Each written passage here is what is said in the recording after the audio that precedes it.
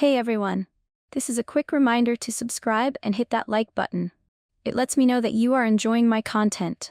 Also, feel free to drop your suggestions for future stories in the comments below. Thank you for listening, and let's dive right in. I had been a janitor my whole life. I never minded the work. Sure, people might look down on you, but at the end of the day, someone has to do it, right? It's honest work, and that's more than a lot of people can say. But small towns have a way of shrinking. Schools close, kids leave for college and never come back, and the population dwindles until there's hardly anything left. That's exactly how I lost my last job. The school shut down, and there was nothing left for me to clean. At least the mayor's office wasn't completely heartless. They transferred a bunch of us, teachers, maintenance workers, cafeteria staff, to the other school on the other side of town. I wasn't thrilled about the commute, but a job is a job. This school was bigger too.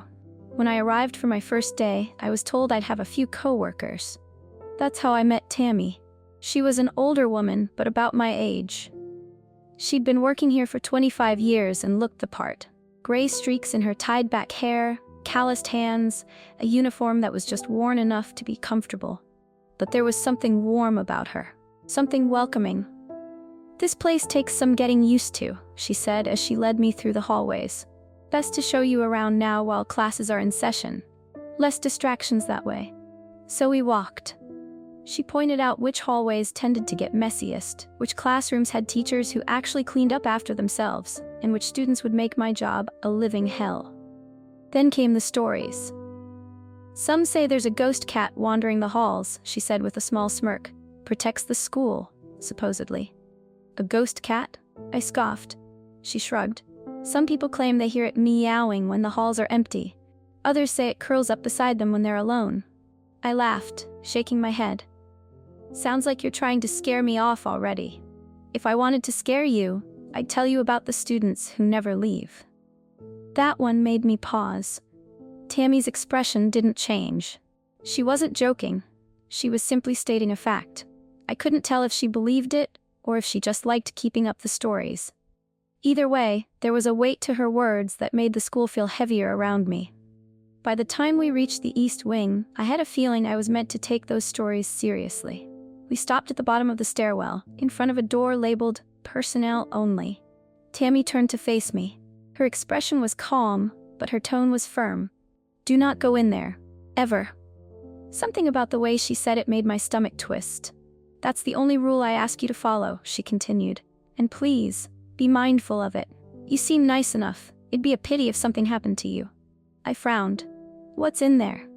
She held my gaze for a moment, then simply said, "You wouldn't believe me even if I told you the truth."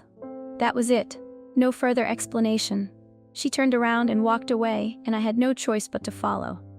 The rest of the tour was uneventful.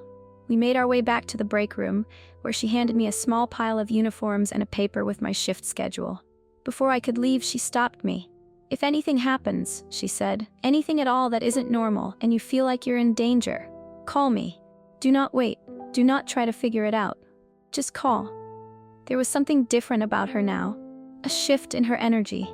The warm, welcoming woman from earlier had been replaced by someone fierce, protective. She wasn't just warning me, she was preparing me. That evening, my first shift began. Tammy had put me on the night shift, which made sense. I needed to learn the school when it was empty, without students and teachers getting in the way. And honestly, I liked it. Cleaning the classrooms, wiping down the empty desks, sweeping the silent hallways, it was peaceful. No interruptions, no noise, just me and my routine. I had finished most of my tasks when I heard it. A faint meow. I paused, mop still in hand. Stepping into the hallway, I looked around. There in the dim light of the corridor sat a cat, a black one. It meowed again and padded toward me, rubbing against my legs. It was warm, solid, real. I crouched down and extended my hand. It sniffed my fingers before pressing its head into my palm, purring deeply. "Are you the cat Tammy was talking about?" I murmured. The cat tilted its head. Its eyes met mine, and for a brief second, I could see through it. The hallway floor was visible right through its body, like it was only half there. I blinked, and the illusion vanished. The cat was whole again, its fur sleek and unbroken. A chill crawled up my spine. I must have leaned down too fast. Blood rushed to my head, that's all. Still, the feeling stayed with me for the rest of the night. The next night, I arrived for my shift, still thinking about the cat. Something about it lingered in my mind, the way it watched me, the way I swore I had seen right through it. But I wasn't about to start believing in ghost stories over a trick of the eye. That was until I walked into the break room and saw the cat again. It was sprawled across the old, lumpy couch, stretched out like it owned the place. Its tail flicked lazily, eyes half closed, completely unbothered by my presence. I stepped closer, hesitant. It flicked an ear but didn't move. I reached out and ran a hand over its sleek black fur. Warm, soft, solid. It let out a low rumbling purr, loud enough to fill the room. The break room door swung open and a younger janitor walked in, letting out a low whistle. "Oh, you met Bob," he said, dropping his bag onto the table. I looked up. "Bob?" "Yeah, we gave him a name." The guy smiled, grabbing a soda from the fridge. "Everyone deserves one, right?" Something about the way he said it made my stomach twist. Bob stretched, stood, and trotted over to the guy, rubbing against his legs before sitting by the door. He watched us with unreadable golden eyes, tail curled neatly around his paws. I shook off the unease, changed into my uniform, and headed out into the hallways to start my shift. Bob followed. At first I didn't mind. Having him by my side was kind of nice. A silent companion in the empty halls. But the longer I worked, the more I noticed things. The school wasn't like my last one. The halls seemed too quiet. Not the kind of quiet you expect when everyone's gone, but the kind of quiet that feels unnatural, like the building itself was holding its breath. Sometimes as I passed certain walls, I swore I saw them move, just slightly. Like they were inhaling, shifting in and out in the faintest, slowest rhythm. The shadows felt longer than they should have been, and every now and then I heard something distant. Soft laughter, muffled voices, like a class was still in session. But every time I turned a corner, nothing. 2 weeks passed, and I did my best to ignore it all. Maybe my mind was playing tricks on me. Maybe the long shifts were getting to me. Then Bob nearly gave me a heart attack. I was cleaning one of the hallways, mop in hand, when I accidentally swiped it right through him. It went clean through his body, like he wasn't there at all. I froze, my breath catching in my throat. Bob just stared up at me, completely unfazed. Maybe I imagined it. Maybe I swung too fast, and it only looked like the mop went through him. So I did it again, on purpose. Same result. The mop passed straight through him without resistance. Bob let out a deep chirp, eyes gleaming, then started chasing the mop, batting at it playfully. He wasn't just ignoring what had happened, he was enjoying it. I stood there, heart pounding, watching him dart around the mop like this was all some kind of game. I was losing my mind. I had to be. But that night, Bob started acting differently. He was still always by my side, but now he felt more aware, like we had crossed some sort of threshold together, like he knew that I knew. By the time 2 months had passed, I had gotten used to the school's oddities.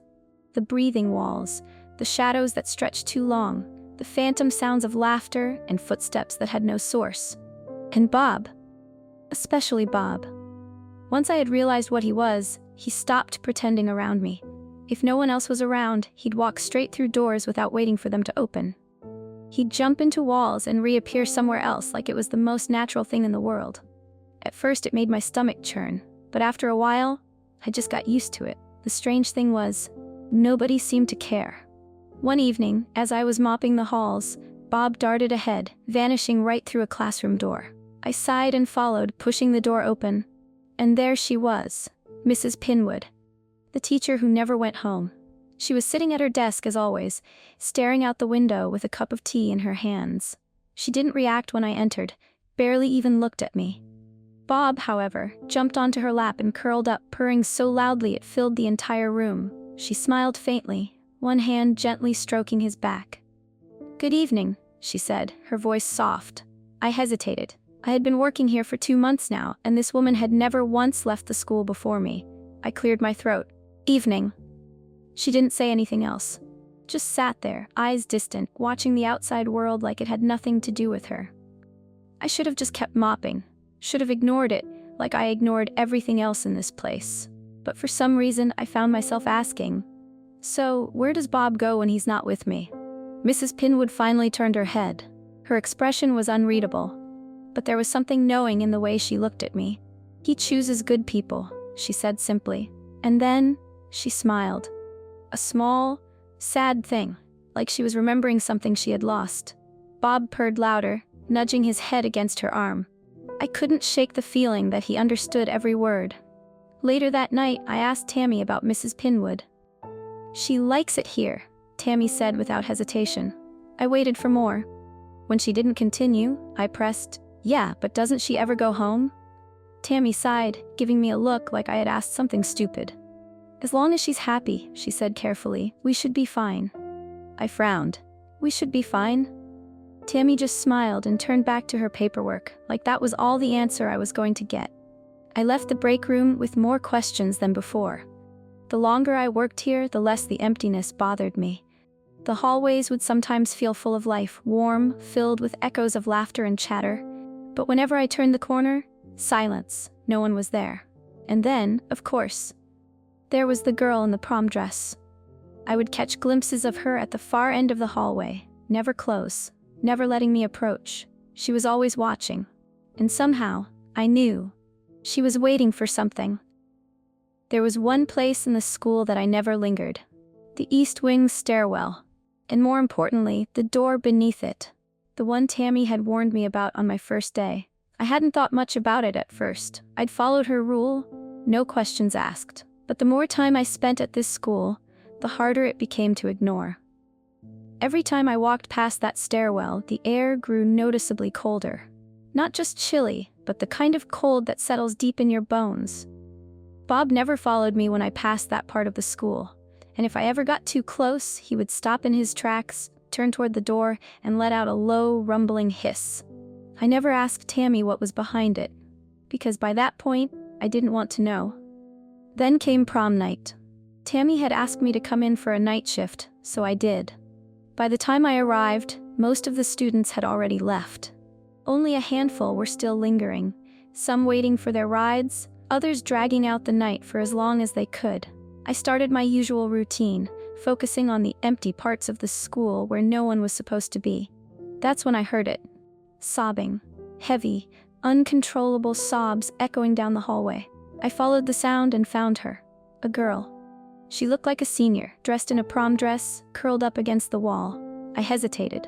Something about her seemed off, not in a threatening way, more like she didn't quite belong. Bob approached her cautiously, brushing against her dress. She reached down and stroked his fur, tears still rolling down her cheeks. I crouched down beside her. "You okay, sweetie?" She nodded, sniffling. Then, in a quiet voice, she said, "I'm just sad I don't see this every day." I frowned. "What do you mean?" She wiped at her eyes, her voice barely above a whisper. "You know, proms only happen once a year." I nodded. "Yeah, I guess they do." For a moment she just stared at me. Then, she asked, "Don't you get tired?" I let out a small chuckle. "We all do at some point." But she shook her head. "No, like..." She swallowed hard, then met my eyes. "Doing the same damn job, living the same damn day, over and over." Her words sent a chill down my spine. I didn't understand what she meant, or maybe I didn't want to. Before I could ask, she stood up abruptly. Bob jumped off her dress, landing gracefully on the floor. The girl looked at me one last time and said, "This isn't a job, Sharon." And then, without another word, she ran. Toward the east wing, toward the stairwell. My stomach dropped. Bob took off after her, faster than I had ever seen him move. I didn't think. I just ran, feet pounding against the floor as I chased after them. She was faster than me, much faster. But Bob was catching up, almost close enough to stop her when she reached the stairwell, and disappeared behind the door. Bob followed, without hesitation, without fear. And I did the one thing I swore I'd never do. I yanked open the door and stepped inside. The moment I stepped through the door, everything changed. The school, the familiar halls, the dim glow of the exit signs, the faint hum of distant power, was gone. Instead, I stood in a long, narrow room. Too long, too narrow. It shouldn't have been possible. The space behind the stairwell wasn't this big. But here I was, standing in a corridor that stretched on and on, the walls impossibly thin, pressing in around me. And those walls, they were black. Not just dark, not just shadowed. The blackest black I had ever seen. So deep that my mind couldn't process it. It was like looking into a void, something that wasn't just a color, but an absence of everything. If I reached out and touched it, I had the awful feeling that it would pull me in. Bob walked ahead of me, his tail flicking, his steps silent against the floor. I followed. Somewhere in the distance, at the far end of the room, the girl from the prom sat crouched on the ground. And she wasn't alone. As I walked, I started to notice them. People, sitting against the black walls, their backs pressed to the void, unmoving, silent. There were too many to count, but I recognized some of them. My stomach twisted. I knew these faces: teachers, janitors, people I had worked with. All of them lined up against the walls, their eyes empty, their bodies still. And at the end of the corridor, bathed in a soft, eerie light that had no source, the prom girl knelt on the floor. She was holding something. I stepped closer. It was Bob. But Bob was also right in front of me. The Bob in her arms was still, his body limp, and yet the real Bob, my Bob, sat beside me, watching. A cold dread settled deep in my bones. The girl looked up, her eyes red with tears. "Aren't you tired yet?" she whispered. Her words sent a jolt through my spine, echoing something deep in my mind, something I didn't want to remember. I took another step forward, and that's when I saw myself, against the wall, sitting there, lifeless. My own face staring back at me, pale and vacant, tears frozen in my eyes. Bob padded toward my body and jumped into my lap, curling up like he had done 1,000 times before. I couldn't move, couldn't breathe, couldn't understand. And then, it all came back, like a dam bursting. Memories rushed into my head all at once. This wasn't my first day here, not 2 months ago, not even 2 years ago. I had been here before, I had lived this before. And back then I had opened this door. I stood frozen, staring at my own lifeless body against the wall. The truth crashed over me like a wave, memories I had forced myself to forget. I hadn't started this job 2 months ago. I had been here for years, and every time, every single time, I forgot. I forgot what happened, I forgot what I had seen. I forgot that I was already dead. The girl in the prom dress watched me, her fingers curled around the unmoving version of Bob in her lap. Her eyes were filled with something tired and broken. I forced myself to speak. My throat felt dry, like I hadn't used my voice in a long time. "Why do I forget?" The girl swallowed hard. "Tammy says you can't accept the truth." Her voice was thick with emotion, like she had explained this too many times before. "You don't want to believe it, so you forget. And we all play along." Her words felt like ice in my veins. I looked around again at the others: Tammy, Mrs. Pinwood, the younger janitor. All of them against the walls, all of them already gone. And yet, I had spoken to Tammy earlier that night. I had seen Mrs. Pinwood at her desk, drinking tea, staring out the window. How? How was this possible? I turned back to the girl, and suddenly I knew. I knew who she was. But I didn't want to believe it. I didn't want to say her name. I didn't want to break myself again. Her lip trembled and she whispered, "But I'm sick of it, Mom." A sharp pain stabbed through my chest. "Mom," I staggered back, my breath hitching. She took a shaking step forward. Her eyes burned into me, searching, pleading. "Please remember me this time." Tears welled up in my eyes. My throat closed. She was right there. I had been right here before. This wasn't the first time she had begged me to remember, and every time, I had refused. Because remembering meant accepting the truth. And the truth was, Eve, my daughter, my baby girl. She had died here, on prom night, drugged by her date, left alone to just die. I had taken this job because I was mourning her. And then, sometime after that, I died too, alone, drunk, in the staff room. And I had forgotten, every single time. Eve's voice cracked as she whispered, "Please, Mom, please don't forget me again." I collapsed to my knees. I reached for her, pulling her into my arms. She sobbed against my chest, her fingers gripping my uniform like she was afraid I would slip away again. I held her. I held my daughter, and I whispered the only thing I could. "I'm so sorry, baby. I won't forget you. I won't forget. I love you." She hiccuped, her small shoulders shaking, and then she whispered, "You say that every time, Mom.